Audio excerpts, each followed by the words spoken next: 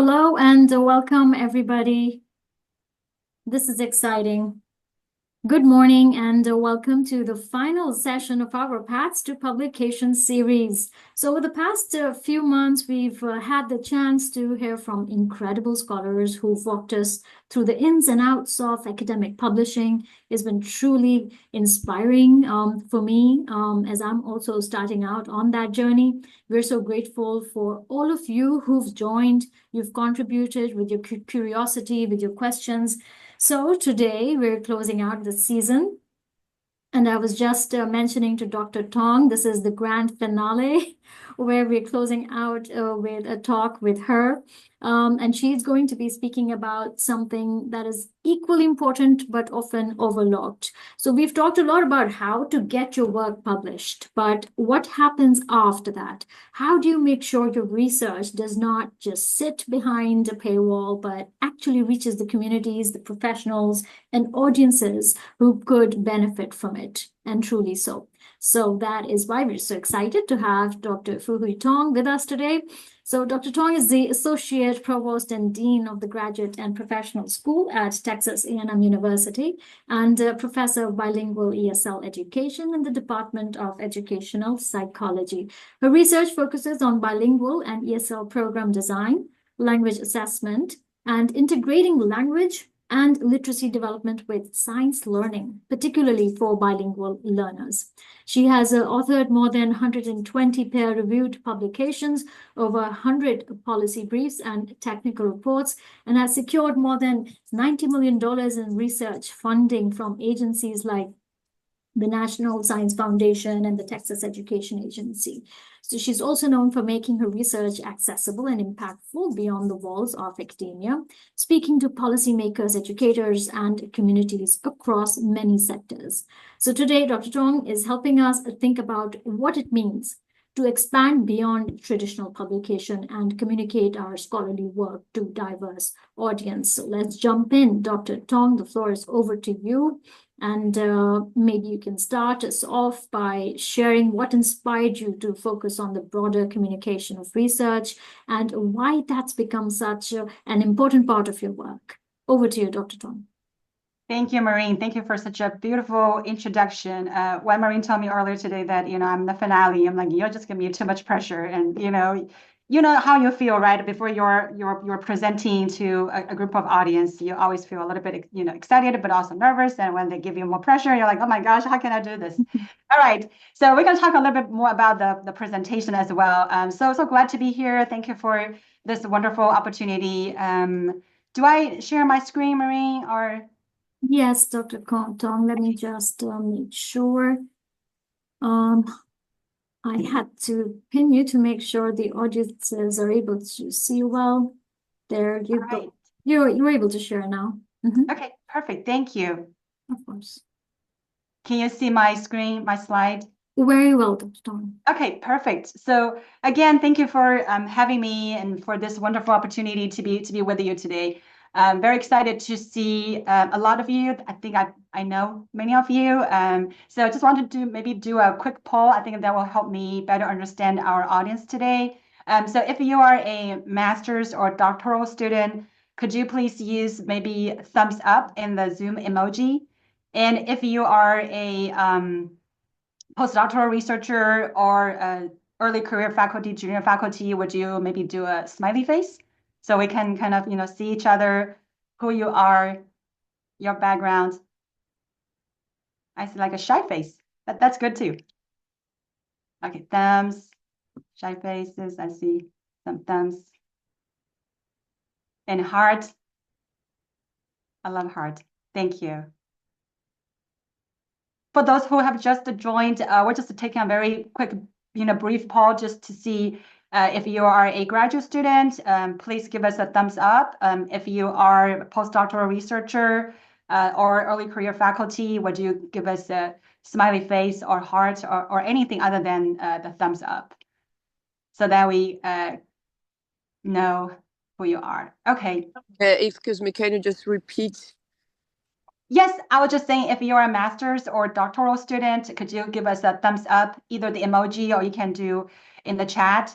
And if you are a postdoctoral researcher or if you are a junior faculty, give us smiley face or heart or anything other than thumbs. So we kind of, get to know the two groups, right? Our grad students and also our researchers and early career faculty. All right, thank you. It looks like we have a good number of our graduate students and also a good number of our researchers and early career scholars. Thank you so much. That's very helpful. So, all right, I'm really excited to talk about something that I think is both timely and essential for your journey as a graduate or early career scholars. So, of course, publishing a journal article, as Maria mentioned, you've already heard a lot of really wonderful presentations and tips on how to, craft your research and how to identify high impact journal and how to, publish your work. And so that's definitely one of the most important milestones for any of the scholars, right? Because that's how we contributed to our field and we share new knowledge and we build our academic credibility. But as you have already probably seen, the landscape of research dissemination has broadened and continues to broaden. So that makes us wonder about, what are other forms of scholarly communication that might also help you amplify the impact of your work. So I want you maybe to keep something in mind, as we walk through the presentation. I want you to think about some of your experiences communicating your scholarly work to different audiences and also your most recent experience of disseminating or communicating your scholarly work and how that goes.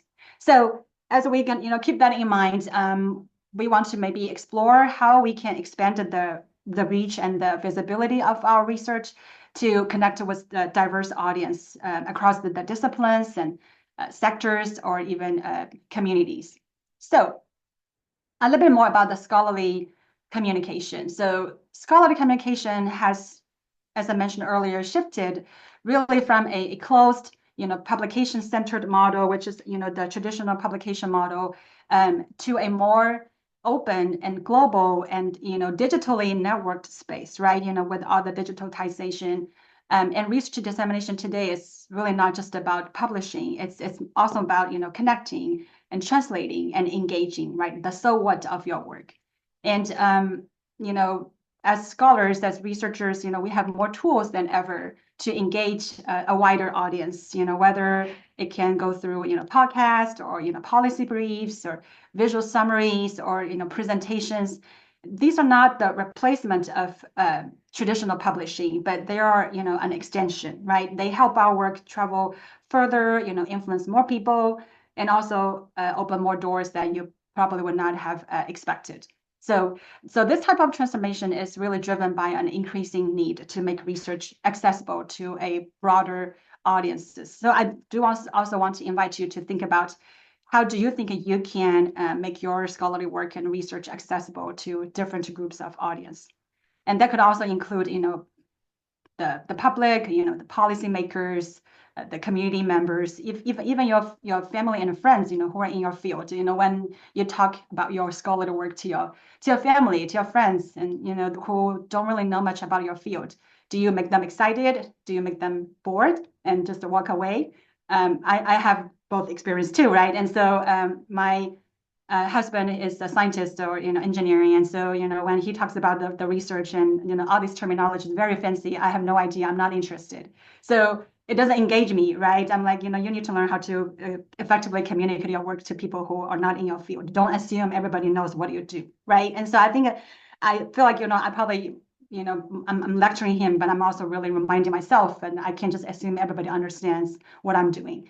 Right. And so I think that's also very important if you want to have a meaningful conversation with anyone about your work.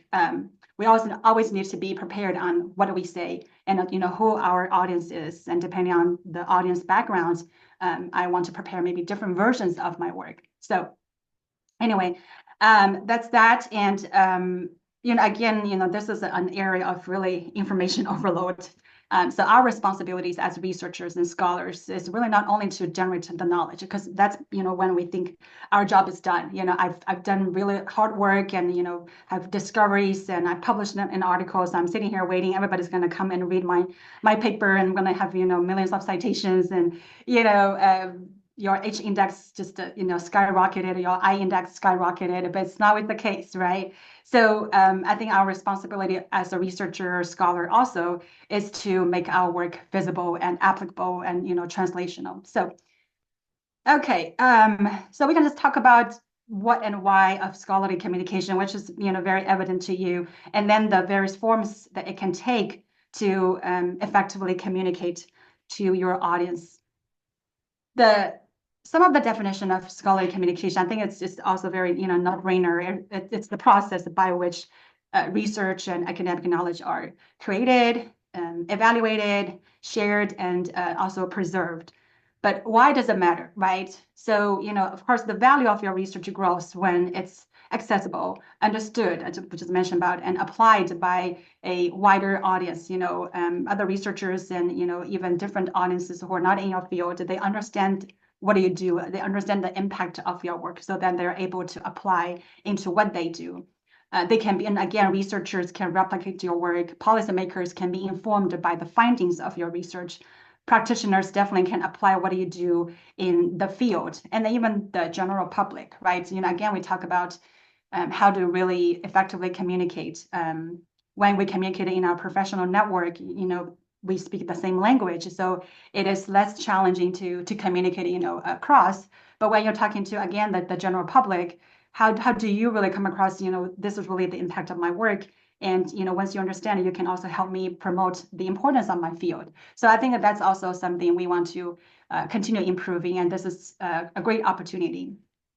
And then, good scholarly communication builds your credibility, amplifies your impact, right? More people read your work, definitely more people will cite your work in your field, and also the applicability of your work and, translational into the field. And then it can definitely support your academic and professional advancement. It actually, also fosters collaborations, right? You might already have collaborators in your area thinking about how you want to, work with a lot of talented individuals. But how do you do that, right? Sometimes, just have a personal connection. Some other times you just read someone's work, like, well, that's really cool, and I'm also really interested in this field. How can we collaborate? And you reach out, or you meet each other at a professional conferences.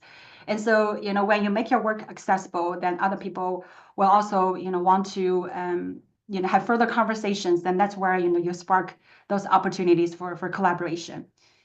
And then it definitely highlights the value of graduate education, right? Many of you, again, are graduate students, or you have just gone out of the graduate school. You understand the value, and how can we, further translate that into the common language to the general public on the value of graduate education and the value of higher education. And I think that's also a very timely topic. Okay, let's see. So traditional formats, as you're very familiar, of scholarly communication include, journal articles and, books and conference, papers. But today, communication can also happen through other ways. And I want to also invite you to think about what are other ways in terms of the scholarly communication. You probably have seen, like, those blogs, podcasts, and social media, public talks, or, those TED Talks and data repositories, or, even visual summaries, right? And each has a place and a purpose, again, depending on the audience of your scholarly work. I've seen so many podcast interviews, right, that will bring your research into the spotlight of the general public. A social media thread can also connect you to, scholars all over the world in real time. And each format really meets the different needs, of your audience. But that can definitely help kind of, amplify your work and make your work more accessible, through these different creative or innovative ways of communication, right? We don't confine ourselves in the traditional journal publication, which again is the milestone. We're not trying to replace it, we're trying to expand from that. So think about the audience that you are sharing your work with, right? Again, think about your most recent experience of presenting, sharing your work, even in a formal or informal conversation. Who are your audience? So these are, maybe very typical groups of audience that you will interact with when you communicate or, you have the scholarly conversation. Because it's really important. I mean, that's what, I asked about, who you are, at least, understand if you're grad students, if you're postdocs and early career faculty, or if you are assuming a different role, you might want to learn something, that's very unique and relevant to what you do, right? So, this really help or shapes how you communicate with your audience, because your message should look different, right? If you use the same presentation to whatever, it will just be very different. I was just at it might be a little bit, diverted from the slide, but I was just at an event last night. It's what we call the dinner and dialogue for among the graduate and professional students at Texas A&M. So, by the way, this week is the National Graduate Professional Student Appreciation Week. So, for graduate students who are here, we appreciate what you do. I do want to take this opportunity, since we're still in this week. I mean, we're ending the week, but I just wanted to take this opportunity to think, what do you do for our university? And so, anyway, one of the big events is to let's bring together the community of our graduate scholars, right? And also we had faculty, staff, and administrators who were there as well. And then, we want to bring people together to form the community, to, connect with each other. You don't possibly know most of them because they're not in your program, your field, in, the center or the lab. But that's a great opportunity that you talk to different people and gain different perspectives. And that's where, scholarly conversations happen, and you might want to collaborate.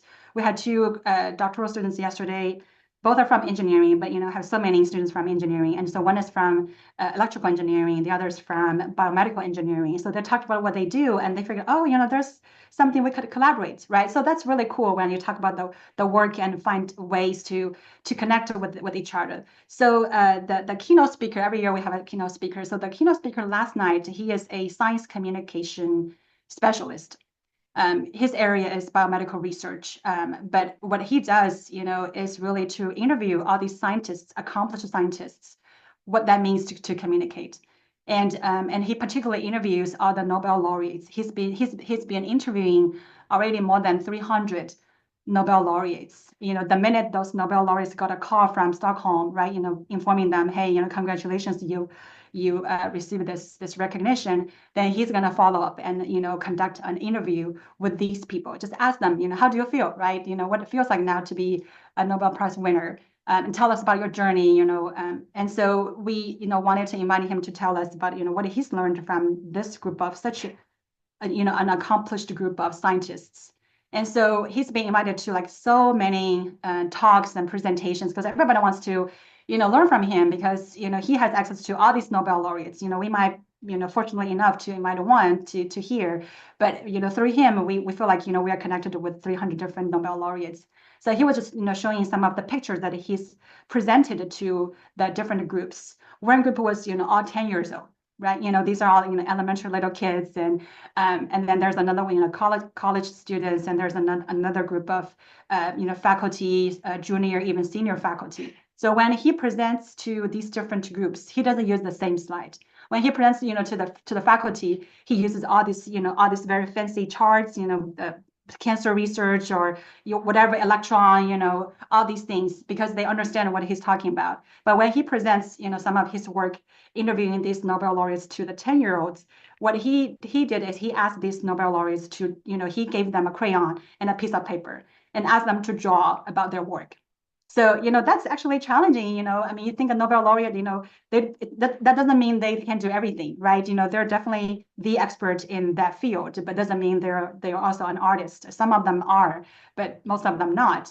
So that's also challenging. But he also wants them to communicate in a way that's also understood by the general public, which includes these little kids, right? And so even in his presentations, it was very different how he communicated with the same language. I mean, the whole idea he wants to communicate is what makes these scientists successful, right? Everybody is born with their talents, but what it takes to be a Nobel laureate, winner. And so, you have to have the passion, you have to work hard. So it's the same idea, really, right? You have to find, good mentors. You have to ask the right questions. Sometimes it takes years for you to finally think about a meaningful question to ask. And that is a research question that you're pursuing. So it's really the same idea, but when he communicates, he translates into a very different language depending on the audience. So that's a really, a quick example I wanted to share with you. Again, really you have to know your audience before you communicate. Even the same idea, it can take various forms. All right, where are we now? Okay. So I think, again, trying to think about your audience, who are you trying to reach? What do they care about, right? Again, what is the most interested to them? What language, evidence or framing will be the most effective and relevant to them? Because this is what we call the audience-centered communication. And that really helps increase the likelihood that your research will be used. If your audience really feel connected, they understand what you're trying to communicate, they will be able to, process the information and hopefully be able to use in some, forms of fashion. So as most of you are graduate students, and even, obviously our junior scholars as well, sometimes think like I'm here to learn, right? I'm not ready, and I have time to continue working. But you are not just the learners, right? I want to again think about any of the informal conversation, but because you're already actively contributing to the scholarly communication ecosystem. Again, think about what is the most recent scholarly communication that you've done. It can be formal, it can be informal, it can be through publishing, which again is the cornerstone. Also presenting at conferences, right? I think, AERA is coming up, and I think many of you are going to Denver this year and presenting, right? So that's coming up as well. And so maybe, think about who your audience is going to be. Are they going to be accomplished scholars in your field, or are they going to be also, graduate students, or are they going to be teachers and leaders, and many of them also come to AERA in addition to some other more practitioner-oriented conferences. So think about these experiences as well, or your past experience, your presentation at AERA last year, or the previous years, or you participate in a group meeting, right? I know our center meets on a regular basis, and so when you talk about your work. What is your experiences, or you review a manuscript. These are different ways of scholarly communication.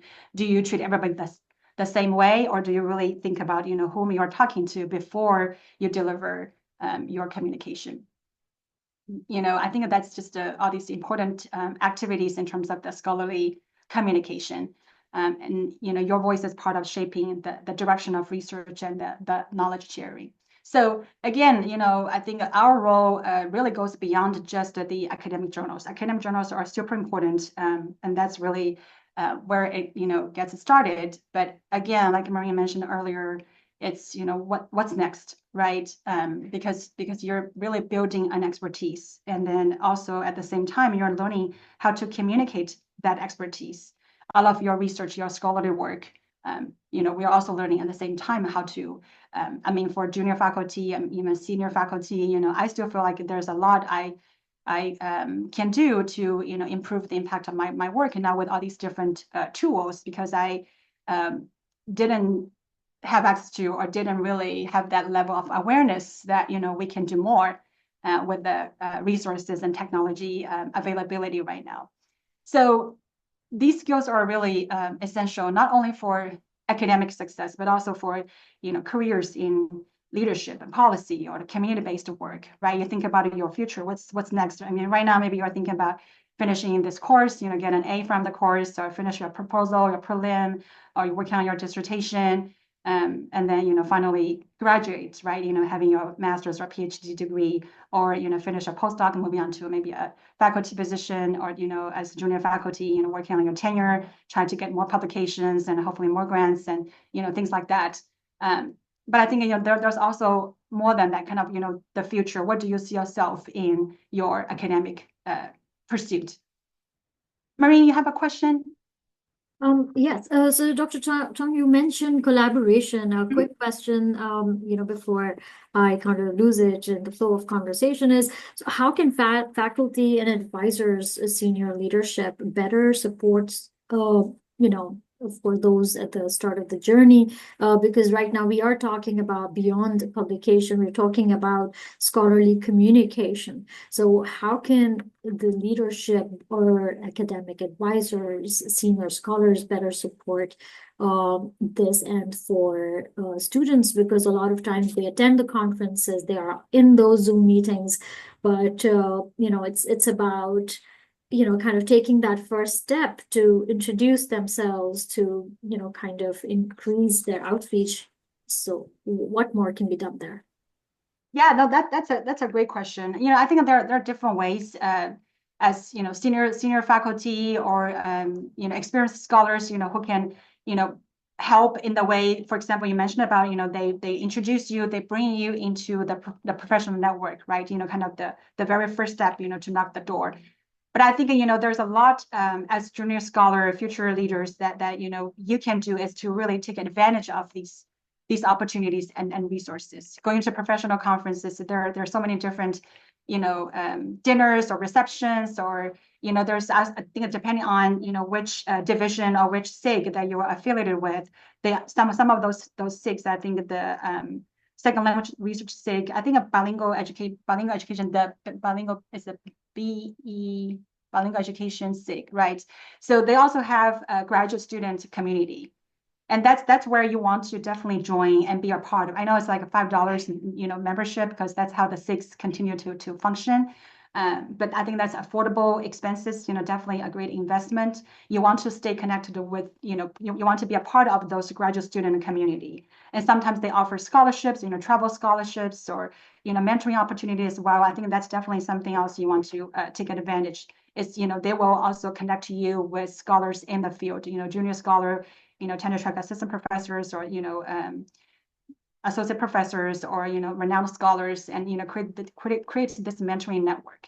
And it's also peer mentoring, right? And that's where you get to know each other, and that's where those conversations start to happen. So those professional conferences is definitely a great opportunity. You want to maybe have a purpose when you go there, right? You want to present, you want to learn the scholarly work, you also want to talk to people, and that, because that's why you travel, to those places. So I think this is just something maybe also to keep in mind, is that we need to also be actively seeking for these opportunities. Senior scholars and faculty can definitely kind of provide that platform. But even here, because you don't go to conference every single day, right? You spend lots of time here on campus. What we can do is having these type of scholarly communication, have even a group meeting in the center, because we do a lot of projects in the center. And so I said Dr. Guerrero, she's over all these projects, and she's very knowledgeable, right? So we can talk about eBest, one day. We can talk about Listo, even though it's already completed, we still have a lot of data. We can talk about Victory, that's another, right? We can talk about even the previous projects many of you really supported and contributed, like MUPO, A+, and PAL, and ETEL, and all these projects. Each project is very different. So even within our center, there's really so much. Sorry, I keep talking about our center. I know not everybody is affiliated with our center, but we have our 2 research centers here in the College of Education and Human Development. And so we have a lot of graduate students and our postdoctoral researchers, senior scientists in different positions. They are really contributing to the 2 centers. So we have a lot of research activities that are happening in these 2 centers. So even within these smaller kind of unit, there's so much you can talk about, and you all work on a different piece of these different projects. So again, maybe take that as an opportunity to better understand what each others are doing, right? And because we're so busy just doing our own things, and always have the time and opportunity to engage in those conversations. So just to ask, what are you doing, recently? What is that? What is Teleform? How do you do teacher PD? How do you do the virtual training, right? Dr. Guerrero does all like millions of teacher trainings, and ask her, how does she do that? How does she engage these teachers? How can we, translate the research, our findings to these teachers, and make them being able to implement these strategies in their classrooms. So there's already, I think we can provide this opportunity. We can also provide food, right? And so we can bring everybody together. And then these are maybe the first step. And these are the steps I think will make you more comfortable, because you know each other, and it's a less kind of stressful less formal kind of, presentation setting. I know in many engineering departments or, labs, they do like a lab meeting every Friday, sometimes like 5 o'clock on Friday afternoon. I don't know that's the best time to do those things, but maybe that's the only time everybody is available. You don't have a class, you don't have other commitments, and then we just let everybody reports your updates for this week. And sometimes it's stressful because you probably don't have much, but those are some of these things that other research groups do as well. So to keep up with each other, to stay connected with each other, especially with those large research groups. And then create some research exchange. I know our college hosted the student research symposium, right? A lot of our students participated. The university hosted the student research week. I think one of our students from the center was a winner, for that presentation. So these are other opportunities, as senior faculty or as the university level, we try to organize, host these events, and then provide the platform where you can jump in and take advantage of that. Dr. Tong, Yes.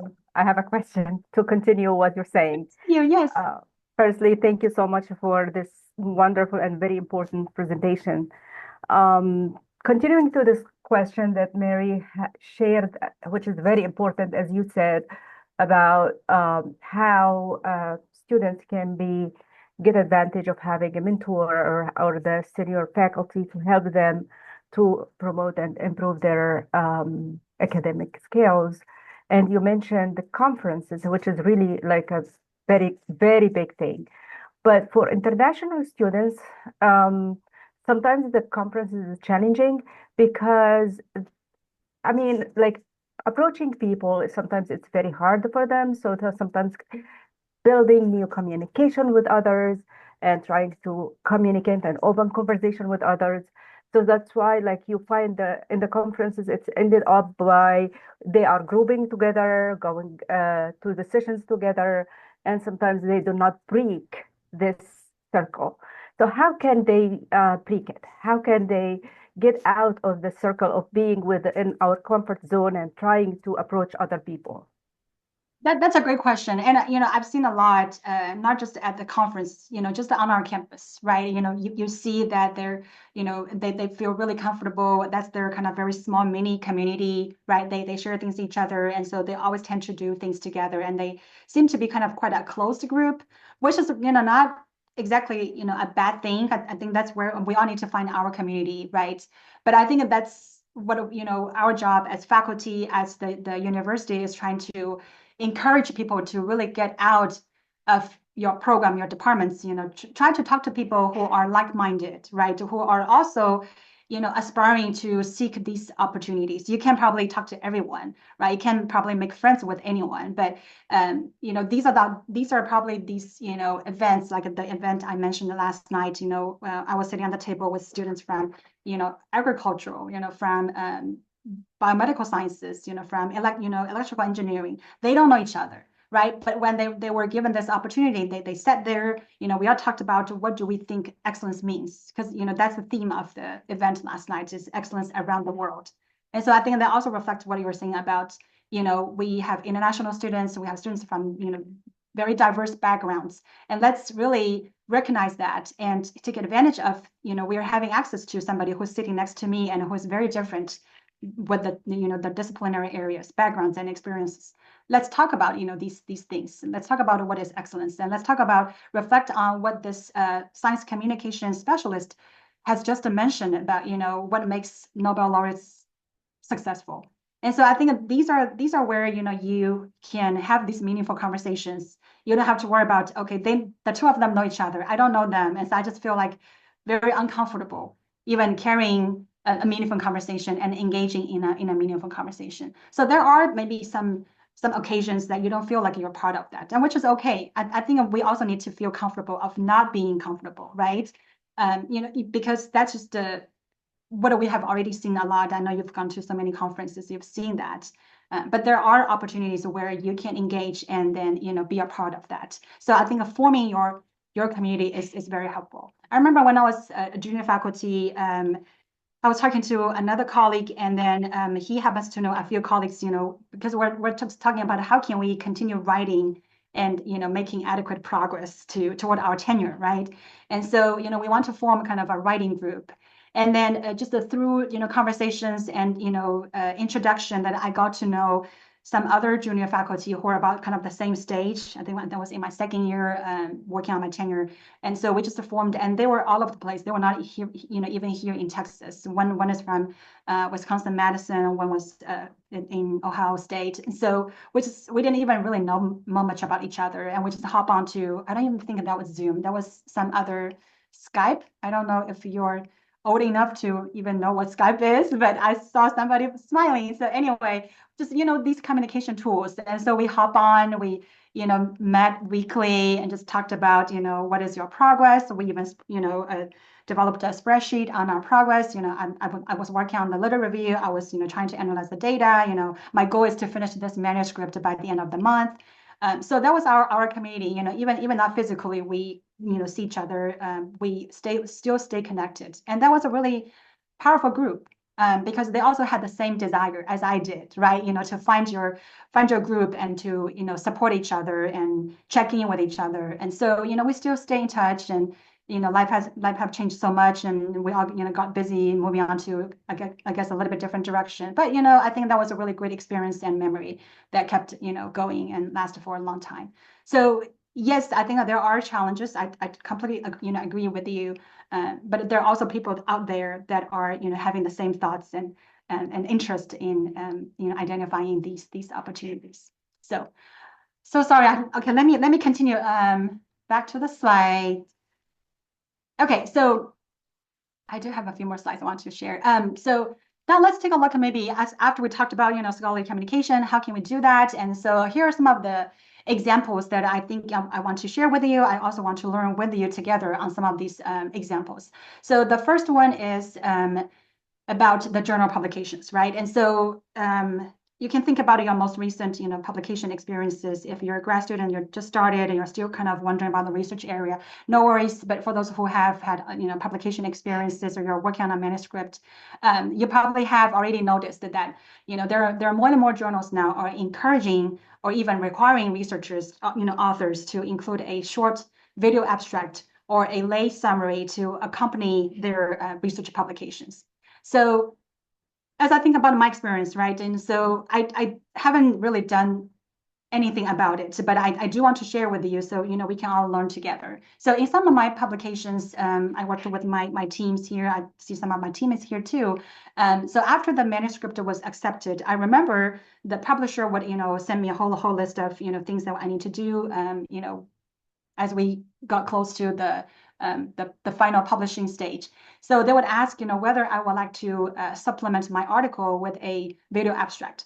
But, at that time, I didn't really want to pursue, because I don't think, what is the value of that? It's going to take me up more of my time, and that's not maybe a standard practice, right? So so I didn't really pursue, but as I was preparing for this presentation. Sorry, I think there's somebody in front of building. But as I was preparing for this presentation, I was just, gathering more and more information about it. And I felt like I learned a little bit more about the video abstract and these, different ways of promoting your work. I've become really interested. And so I would definitely, consider creating a video abstract for our next publication. So for those who are on my team, working on a manuscript, let's get that ready and do a video abstract. I think that's really cool. So that's why, even though I have not had direct experiences in creating a video abstract, I wanted to share this because it really reflects where scholarly communication is headed. And this is also something many of you might want to explore as you prepare to publish your work.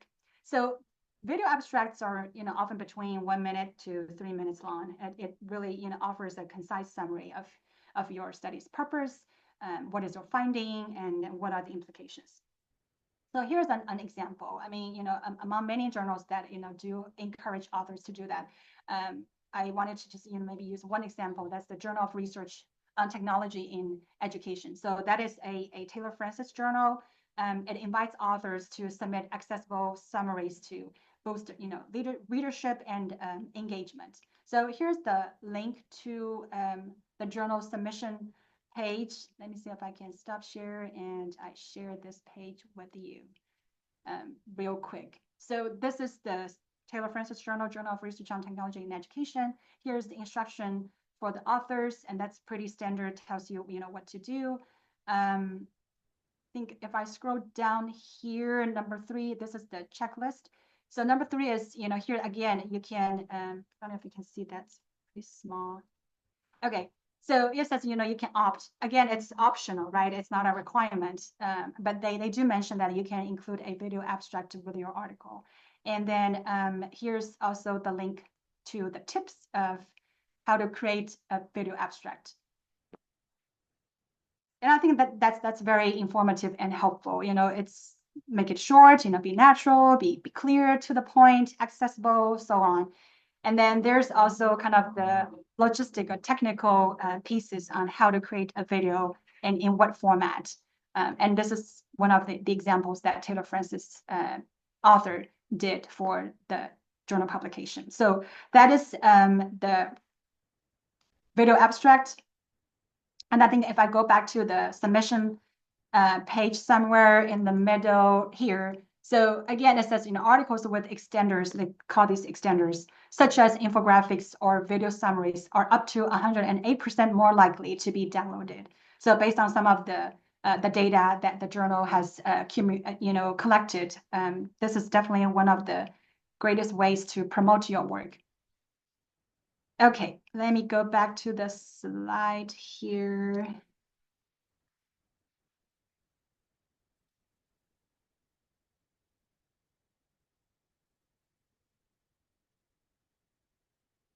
All right, so this is an example of the video abstract. So I was, gonna kind of searching for this Taylor Francis Journal video abstract because it's optional. But I realized that there are actually quite a number of video abstracts that were already submitted into the Taylor Francis Journal website. So I finally was able to find this link. If we click on this video, and let me stop share and go back to the browser. So this is the link. Oh, and I will share my slides so you have all these links. It took me a while to find that. It's not, readily accessible, and that's probably something they can work on better to make sure the link is accessible to the readers. But anyway, this is kind of a collection of all these video abstracts that the authors who have already published in Taylor Francis journals, and they have a huge number of journals. So I just randomly picked one that is related to bilingual and ESL education. Now I can't find it. Right here. Okay. So it's not a YouTube video. So This sometimes is a video abstract for our new paper. Yeah, this is not a YouTube, so sometimes it's hard to search. But if you click on the link, you can find all these. So this is what the authors did for their work. They have already published in what is the journal? I don't remember. So here's the link to their journal, and it was published in 2024. So I just want to maybe quickly play that. We're just published in local environment. My name is Meg Holden, and when I'm teaching, sometimes I think in French, and sometimes I think in English. In my internal dialogue, I don't always differentiate between the two, although I do have a sense of a kind of game of cat and mouse between them. I call that translanguaging. My name is Anne Nicolas, and in my research and teaching in English-speaking settings, I often find myself thinking in Finnish or bringing in examples from Finnish words and concepts that don't always have a direct translation. I think I do this because language is deeply connected to local histories and the unique experiences of a place, and in this way helps us understand how learning is shaped by time, place, and the knowledge passed down through generations. While switching between languages is part of my everyday life, it adds a new layer in the context of urban studies and sustainability teaching, something we've really come to appreciate. We realize that our students bring a wide diversity of language skills into the classroom too. So what happens when we shift gears from spending 100% of our instructional energies on learning and communicating in English and more time understanding the value that individual students' language repertoires bring to learning? This is particularly sorry, I know we are running out of time, so I will share the slides so you will be able to see the entire collection of these video abstracts. So let me quickly moving on to the next part.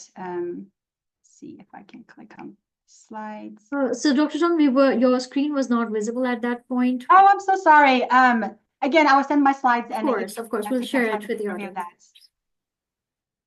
And that's something I want to mention real quick in my next couple of slides about the presentation. So anyway, this is about the plain language summary. So this is one of the Sage Open and Research in Education. I think some of you are familiar and some of you probably have already published in the Sage Open. So Sage Open, these are Sage journals, right? And we just look at the Taylor Francis, and this is the Sage journals. So Sage journals, some of them recommend, some of them actually require at the revision stage, the authors are required to submit a plain language summary that they can use to promote the article. And they encourage the authors, I know it's very small to see here. It says, take this opportunity to describe your findings and the relevance in simple language and the non-specialist will understand. So this is just a very quick example of the academic abstract. We typically will write, see a lot of numbers and, statistical numbers, and then the plain language summary, there's definitely no numbers, right? To just make it more comprehensible. So you can take a quick look at that, and there's some of the links to, how to write a plain language summary abstract. And these are some of the examples of the journal requirements.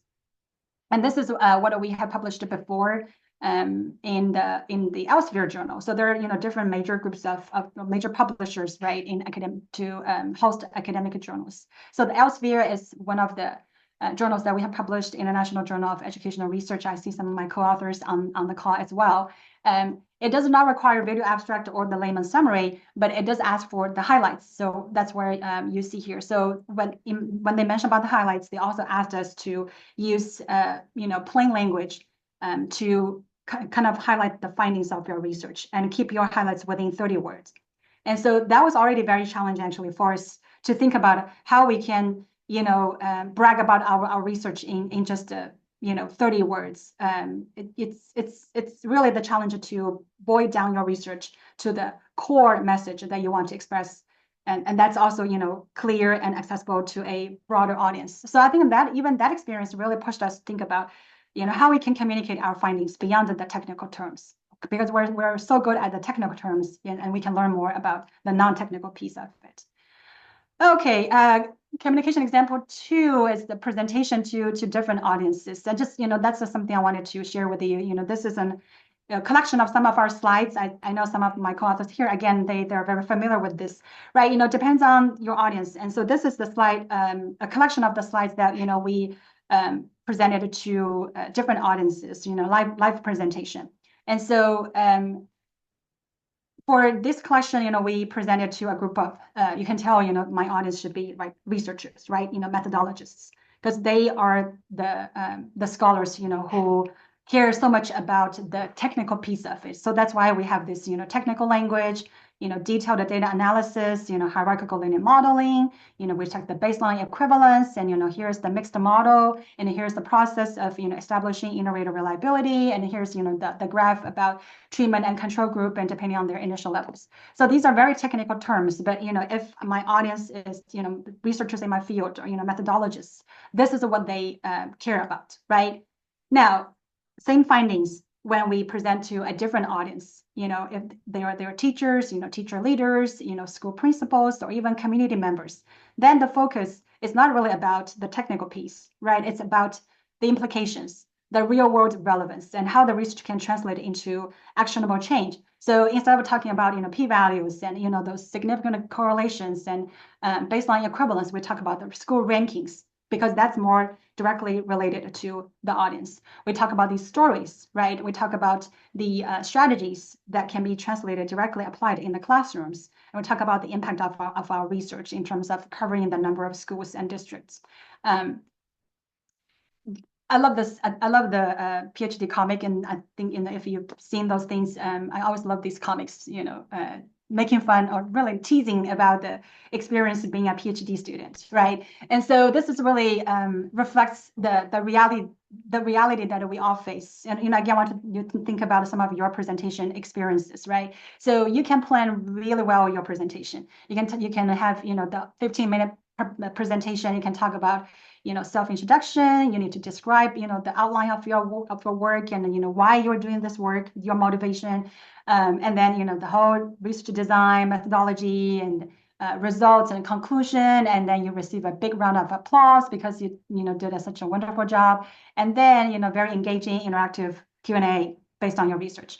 Then the reality is, right, some of your previous, and so some of the conference presentations you have if it's a symposium or if it's like paper presentation, normally there are like 4 or 5 presentations scheduled.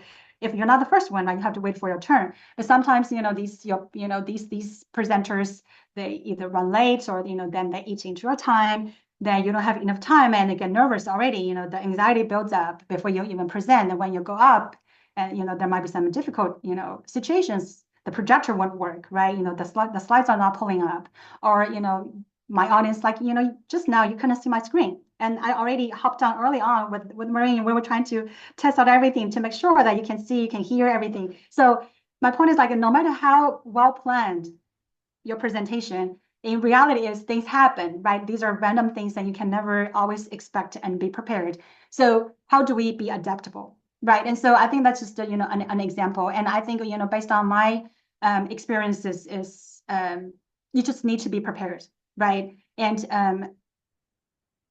I think the best communicators are those who can just, adjust on the fly without losing the clarity or the confidence. And that, again, requires practice, practice, and practice. You rehearse presentations and refine your delivery. Have people listen to your presentation, give feedback. You can talk to your peers, you can to your mentors, again, your family and friends, people who don't know your research, and talk to them about your research. I mean, the more you talk about it, the more familiar you become, and it just really becomes really natural instead of you're just trying to memorize other things. So again, the key is to stay adaptable, connect with your audience, and remember what is the core message you want to communicate today, right?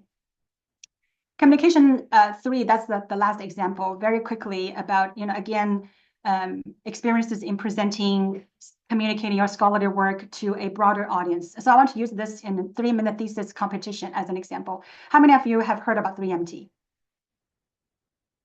Okay, I see at least one hand. Couple. All right, very good, very good. I hope you have had good experiences, or if you have, participated or competed in 3MT, I hope you have, good experiences. So it's a research presentation, right? It helps, it's particularly designed for graduate students. So, it's a way to hone your ability to communicate, your research in a very compelling kind of, telling a story to a general audience who are non-specialists from your field. So it's about, clarity, relevance and engagement, but everything needs to be delivered in 3 minutes with one slide. So it's definitely a challenge for many of our graduate students. It's definitely a challenge. You ask our faculty, why? Think about your professors, ask them to talk about their research with one slide, and you give them 3 minutes. See if they can articulate very well and to engage you and make you hooked. It's definitely a challenge if we're not trained and prepared. So this is what 3MT comes into play. It originated from University of Queensland in 2008, and then it's now being held over 85 countries and 900 universities. So Texas A&M is one of the 900 universities. And here's the criteria for 3MT, and we all use the same criteria for to judge 3MT. And so it really provides a valuable opportunity for students to come together to get to know one another and to talk about their research, and provides a supportive environment where you feel comfortable talking. So at A&M, we plan for 3MT.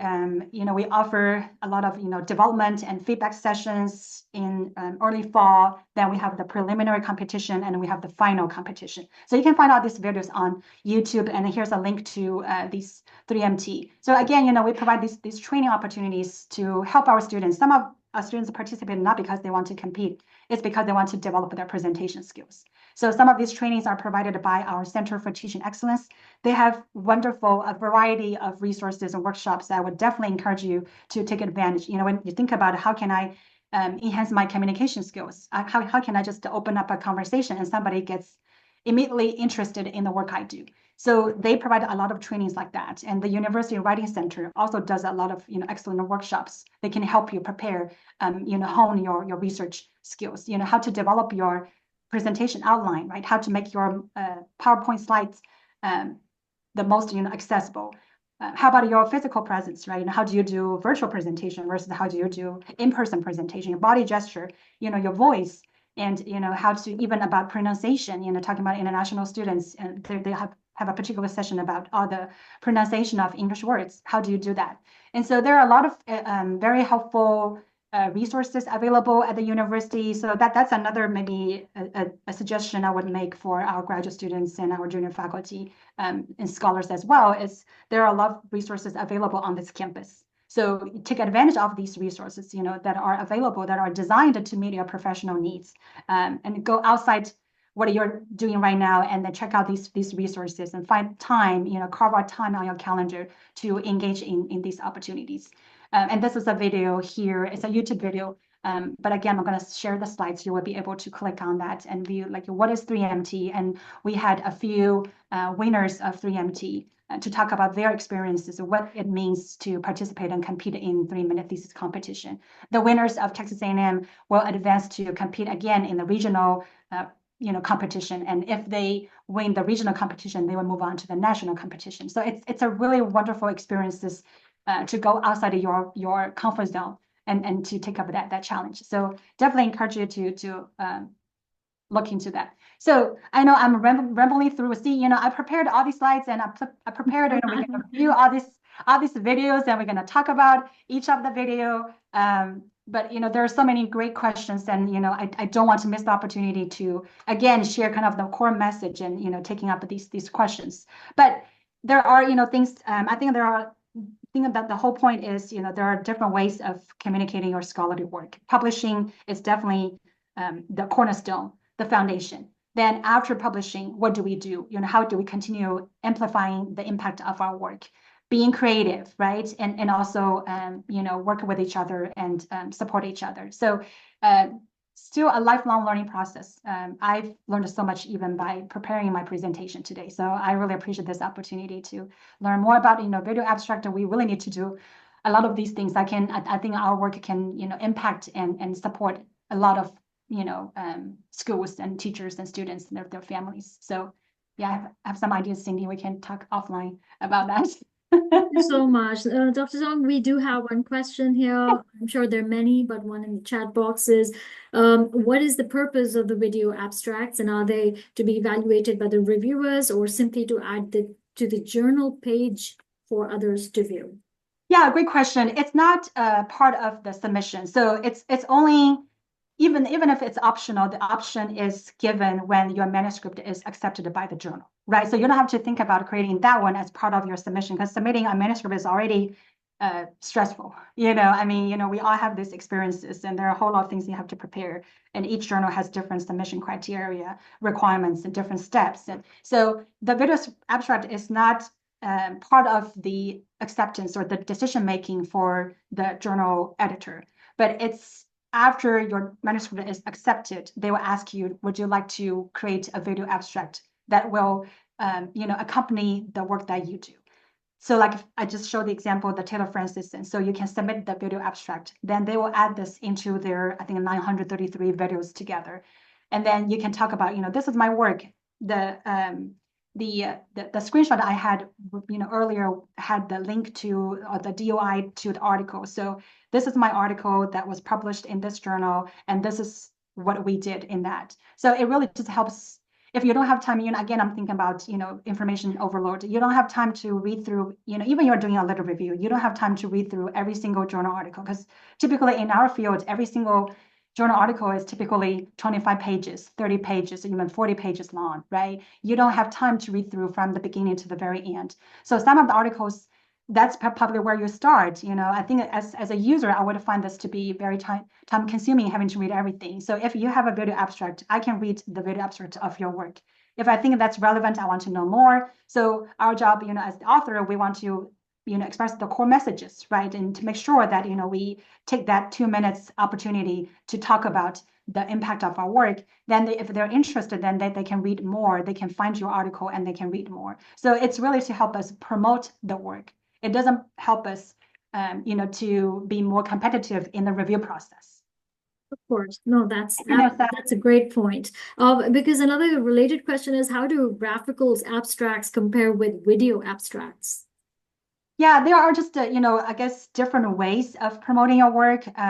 I'm seeing a lot of journals, they're, recommending the video abstract. So it's sort of like still a kind of a structured presentation, but it's short, right? And it's really to the point. In terms of the other, promotional materials, it depends on, who your authors are. For the journal, video abstract is still tied very closely to the journal. So it is still, scientific language.